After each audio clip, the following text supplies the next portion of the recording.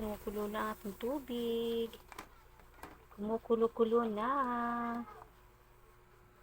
Lagyan na natin ating isda. Isda.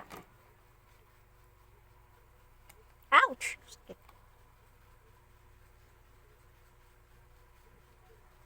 Pisik.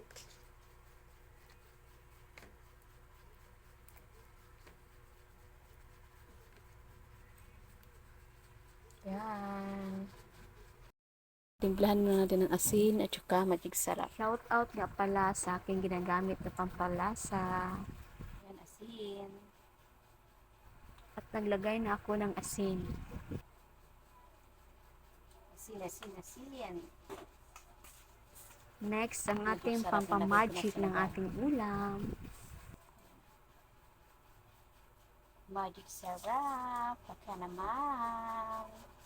Takpan lang muna natin at kumulo na. Tsaka na natin ilagay ang ating gulay. Yan, kumulo na. Lagay na natin ang ating gulay.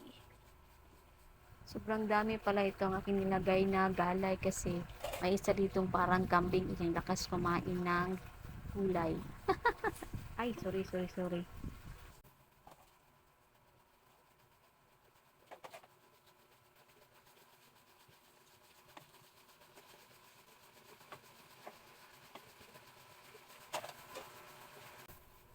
Kuluin na lang natin ng isang beses at luto na. Ayan, luto na ang ating sabaw.